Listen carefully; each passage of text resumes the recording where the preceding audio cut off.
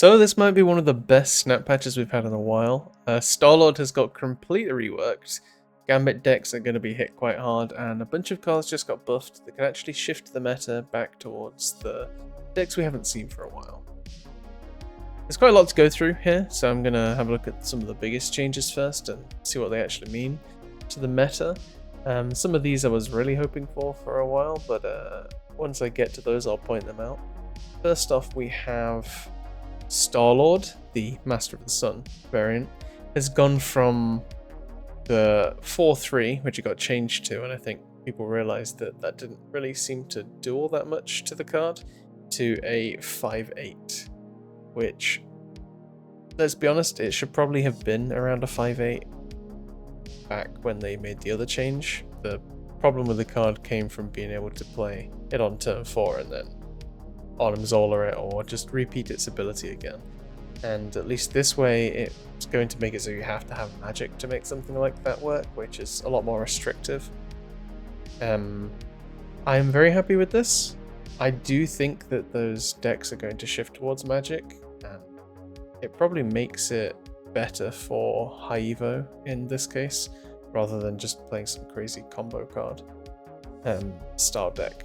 So next up we have Cannonball, going from a 5-6 to a 5-5. Just a little nerf. I think the card's just been a thorn in people's side, really. Having it go down 1 power, nobody's going to complain about it.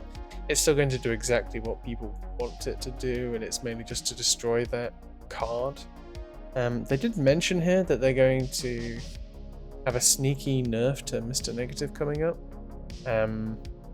I'm just realizing what that meant now. It's actually one of the future cards they've changed in here. I was thinking for a second they were going to change Negative, but I realize what they mean now. But Cannonball, pretty happy with this. Not really any complaints. Then we have Frigga, which is going from a 3-4 to a 3-3. Now, I was kind of hoping that Frigga would become a 4-cost or something along those lines. The card is very strong. Like, it has a very strong ability for a 3-drop. If it was 4, the restriction on being able to like copy a card would be more difficult because you'd have to play it turn 4 and then play the copy cards later. But 3-3 for now. I suppose they can always see where this takes the card.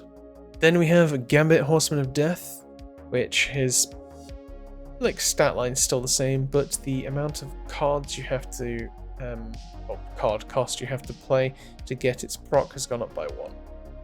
Realistically, I don't think that's going to change all that much.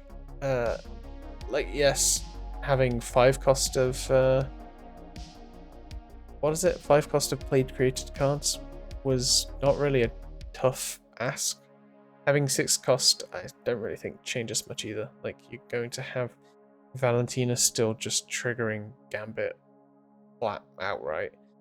I doubt a lot of the decks that played it really relied on only playing 5. I believe the Victoria Hand ones, sometimes when I played against them, weren't able to reach that 5. It's quite tricky. So possibly those decks. Although overall, I don't see it really changing the card all that much. I still think it's going to be pretty strong. Probably leans it more towards being balanced now than overpowered, so again, pretty happy with that one. Gore, the God Butcher, going from a 6-1 to a 6-1.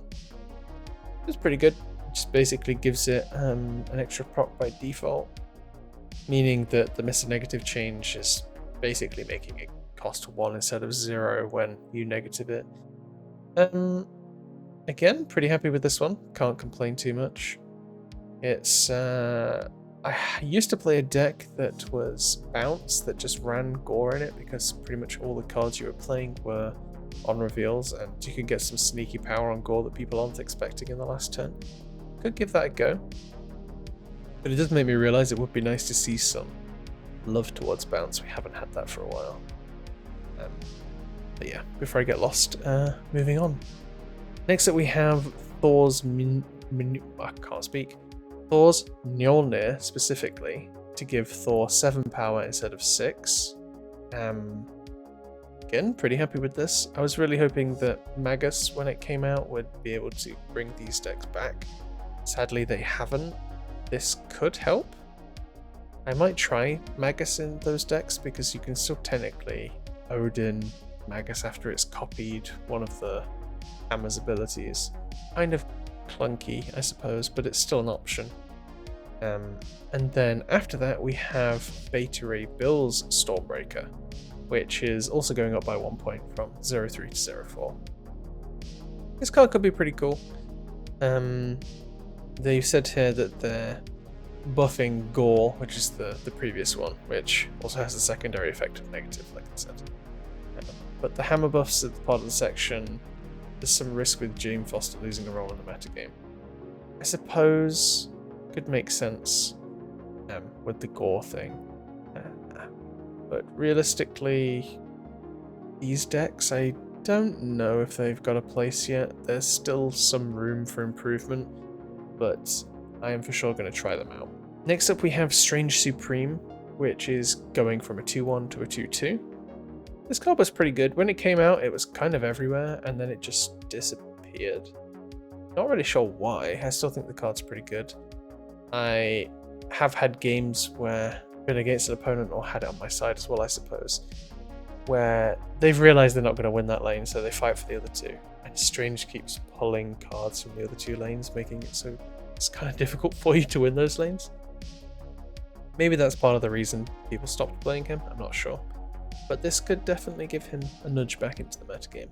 Then we have Kyera going from a 3-4 to a 3-5. Just upping the kind of like base stat line they've been pushing these 3 drops up to. And pretty happy with it. Kyera's getting a better spot in the metagame now, for sure, recently, and I think this is just going to help her out even more. Then we have Weapon X Wolverine going from a 2-2 to a 2-3. This card really dropped off after it got released. Still don't know if it's quite there with an extra 1 power. I don't really know what else they would do without making it feel too strong though, so maybe it's enough. Maybe they're kind of just nudging people back to like, try this. Maybe I'm missing something here. It could be possible. I might not try it myself though. I don't think I was that big of a fan of those style decks, but still interesting for people that are. And lastly, we have Vivision going from 3-3 to a 3-4. Again, lots of little buffs here.